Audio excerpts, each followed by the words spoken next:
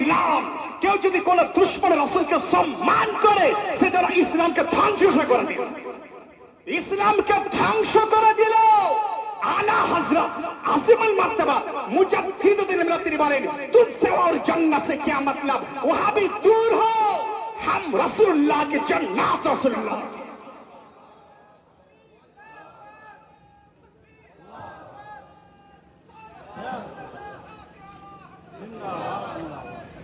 তাহলে দুশ্মনের রাসূলকে আগে চিহ্নিত করা প্রয়োজন।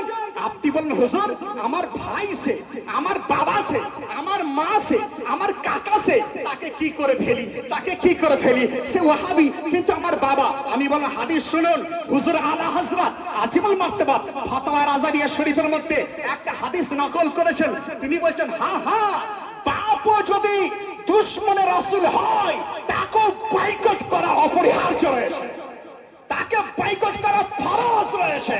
তিনি হাদিস বর্ণনা করছেন, হযরত উম্মে হাবিবার ঘটনা তিনি নিয়ে এসেছেন যে উম্মে হাবিবার সঙ্গে সাক্ষাৎ করার জন্য আবু সুফিয়ান মদিনায় চলে গেলেন।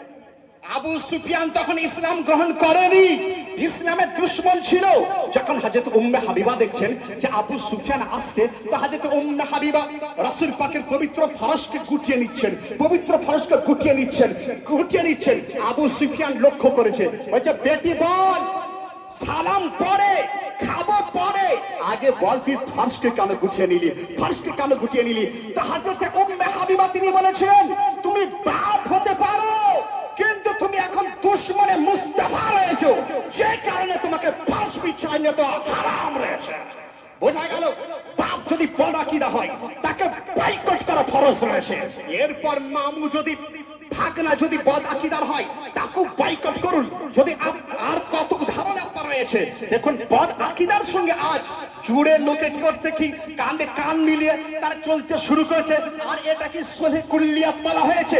সোলে কুল্লিয়াত হচ্ছে মারাত্মক বিশ্ব ধর্ষণ। সোলে কুল্লি আপনার কোলের মধ্যে থাকা সেই সাপ যে আপনাকে ছোবল মারতে থাকে।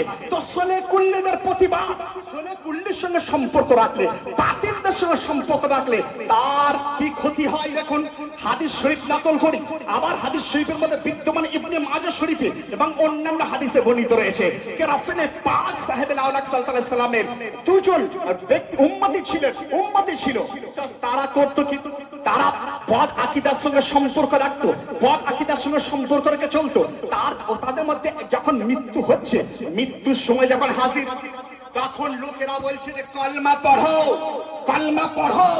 তখন সে কলমা পড়তে পারছে না, লোকেরা বলছে কলমা পড়ো, কলমা বের হচ্ছে না। বলছে কলমা কেন পড়ছিস না? বলছে কলমা এই কারণে পড়তে পারছি না কারণ দুজন ব্যক্তিকে আমি দেখছি তারা দাঁড়িয়ে আছে, তারা বলে এই যারা রাফেজি, যারা রাসূল পাকের সাহাবীদের দুশমন, তাদের সঙ্গে তুই সম্পর্ক রেখেছিলি।